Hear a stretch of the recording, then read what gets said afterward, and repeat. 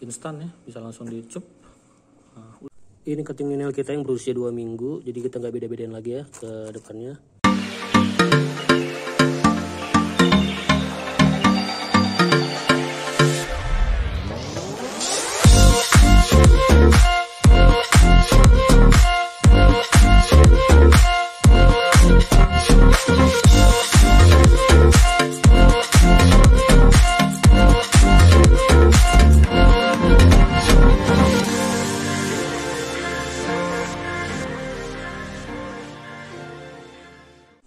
Oke kawan-kawan, di sini kita mau menanam anggur ninel on root ya. Jadi ini kita beli cutting ninel yang akan kita tanam secara on root. Jadi on root itu dari batang bawah primer akar sampai ke atas itu dia akarnya dia sendiri gitu, nggak ada graftingan.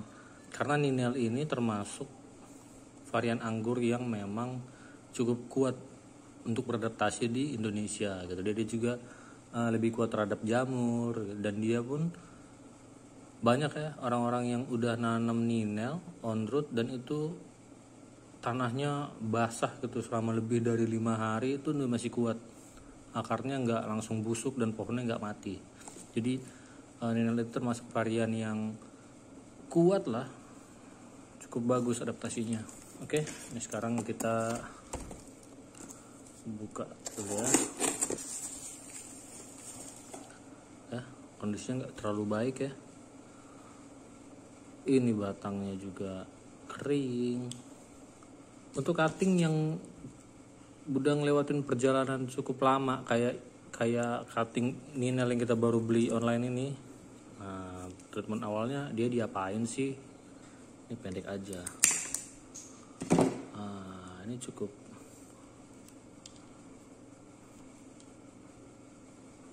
begitu kering sih ya. Nah tuh fokus.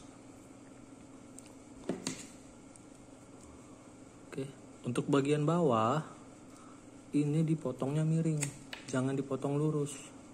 Kenapa dipotong miring?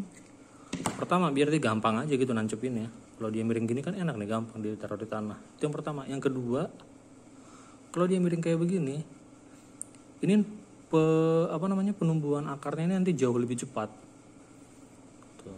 Jauh lebih cepat ketimbang kalau dia lurus. Oke, ini semuanya kita potong dulu.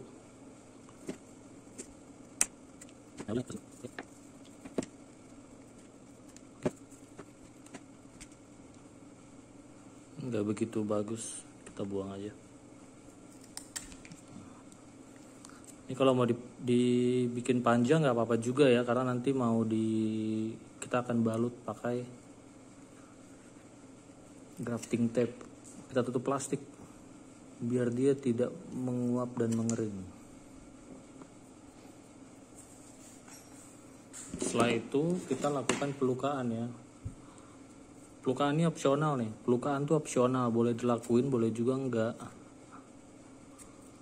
Nah, kalau misalnya emang mau ya nggak apa-apa, kasih pelukaan aja.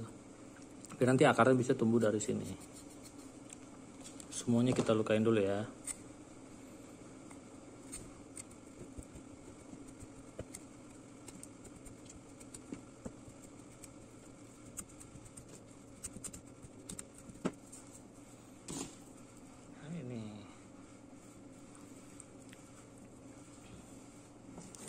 Ini adalah cutting anggur yang udah kita lancipkan, bawahnya udah ada pelukaan, atasnya juga udah kita potong secara merata ya, biar kita nanti naruhnya tuh nggak terbalik gitu, mana atas mana bawah.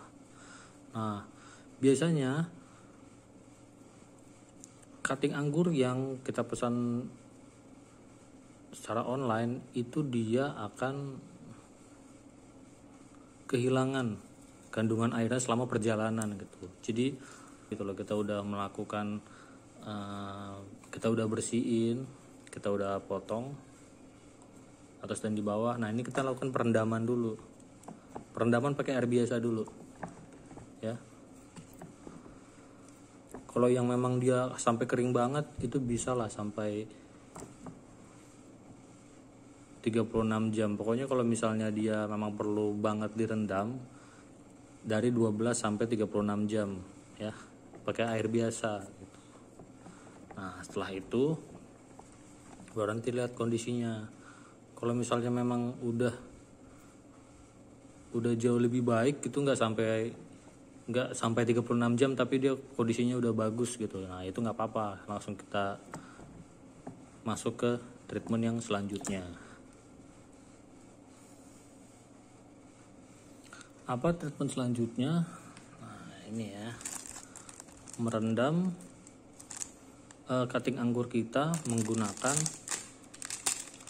fungisida. Nah ini kita pakai merek ya Antrakol ya, bisa merek apa aja. Nah ini kita karena emang udah tinggal dikit, kita pakai aja. Biasanya untuk air 1 liter kita pakai setengah sendok teh ya, untuk air 1 liter gitu pakainya setengah sendok teh Antrakol. Kalau misalnya dia kita belinya yang apa namanya, kan suka beli kiloan tuh, banyak tuh orang yang mau beli kiloan untuk budidaya. Nah kalau udah begitu 1 ember, airnya 1 ember 15 liter ya, bisa lah 1 sendok makan itu cukup. Cuman memang perendamannya emang sedikit lebih lama jadinya. Dengan setengah sendok teh fungisida yang bubuk tadi, yang Antrakol tadi, ditambah air 1 liter, ini kita bisa melakukan perendaman selama 30-40 menit saja, jangan lebih ya. Cutting anggur yang udah direndam selama 40 menit ini kita akan diamkan dulu, kita tiriskan, kita angin-anginin lah sekitar 15-20 menit sampai dia betul-betul kering, baru nanti kita tambah ZPT ya. ZPT yang mau kita berikan di 6 cutting ninel ini, yang pertama ya ini bawang merah ya. Nanti ini kita oles aja ini di bagian yang tadi kita potong miring, dan yang kita lukai nanti ini kita oles aja dia. Nah, pertama kita pakai bawang, kedua kita pakai madu, yang ketiga pakai rapid root. Nah ini bagian atasnya ini kalau bisa ini kita tutup ya, kita tutup. Kita kasih grafting tape.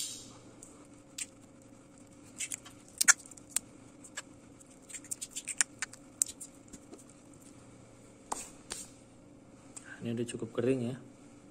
Ini 2 ukuran sedang, ini 2 ukuran sedang, ini ukurannya agak besar dan kecil. Oke. Yang pertama ini langsung aja ya. Nah, langsung kita oles bawang. Nah, ini media tanamnya udah kita siapin. Media tanamnya ini hanya tanah gembur sama sekam bakar. Apa perlu dikasih pupuk?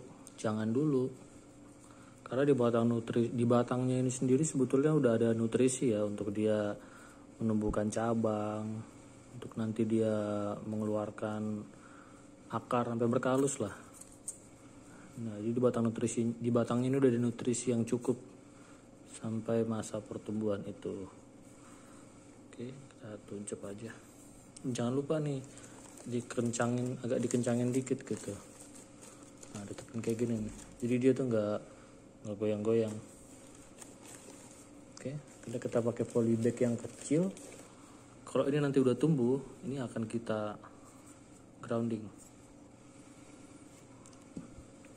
Yang kedua pakai madu ya. Ini madunya kita colek aja, kita oles.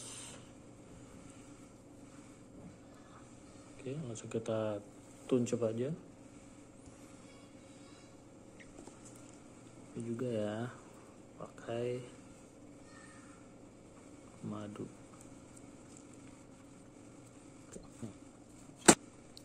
Dan yang terakhir pakai rapid root. instan ya, bisa langsung dicup. Gini.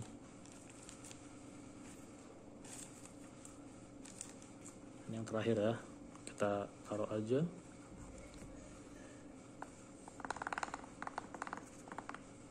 Nah, segini kira-kira. Di mana? Jangan terlalu dalam, jangan sampai mentok ke bawah. Gitu. Sebenarnya sih kalau mau pakai aman ya pakai polybag yang lebih gede lah gitu daripada yang ini. Ini kita pakai yang ini biar kita tahu aja gitu nanti perkembangan akarnya dan bisa langsung kita pindahin. Oke, ini udah kita kasih, ini ninel semua ya yang mau kita tanam on root. Nah ini udah treatmentnya bawang, madu, dan ini root up, rapid root ya sebetulnya.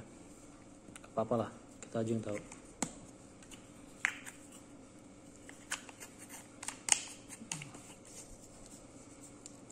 Oke, ini nanti kita simpan dan kita lihat hasilnya 2 minggu dari sekarang seperti apa nanti pertumbuhannya. Oke, update cutting ninel kita ya, ini udah 1 minggu. Ya tadi kan kita bilangnya 2 minggu, ini baru 1 minggu ya. Ini yang bawang, ini yang pakai madu. Sorry nggak kelihatan. Nah ini yang root up, ini rapid root ya maksudnya. Nah untuk yang belakang nih udah sprout nih. Gitu.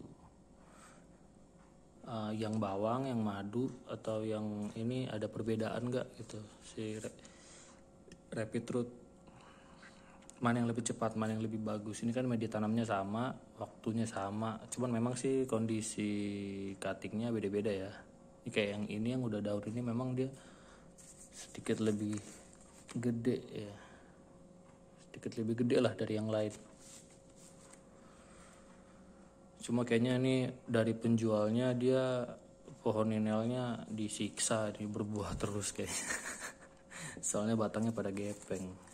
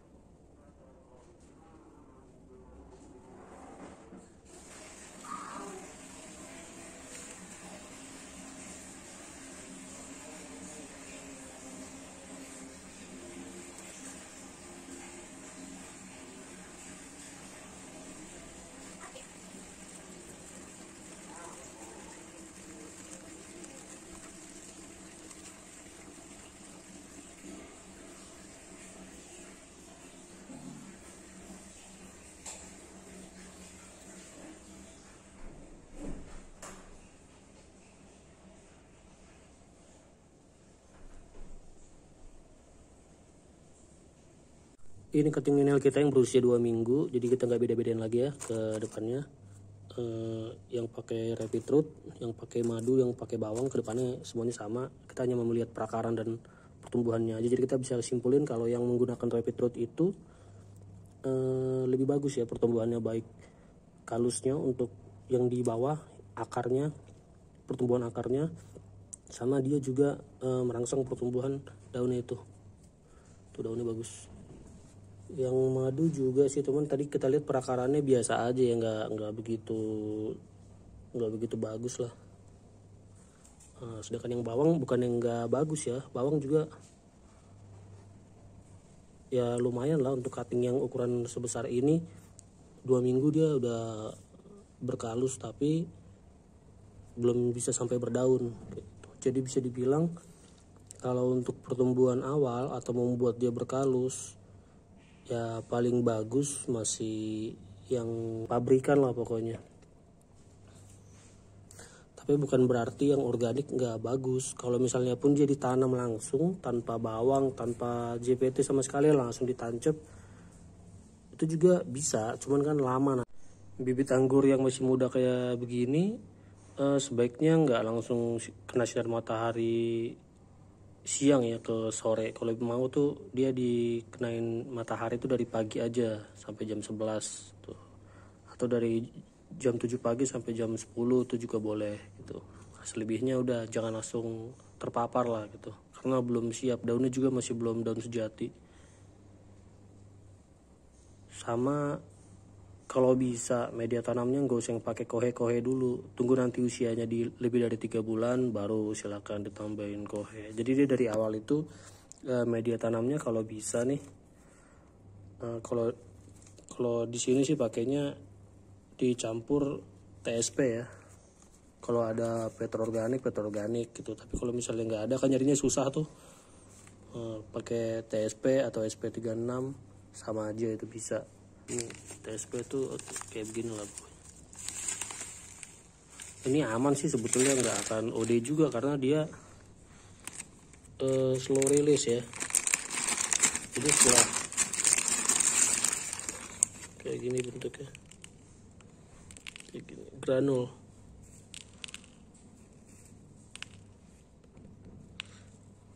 Jadi ini aman kalau dicampurin di metan dan dia bisa selama 1 bulan nanti nggak usah kita kasih pemupukan sama sekali karena dia masih ada di media tanam kita. Jadi bisanya digunakan sebagai pupuk dasar ya.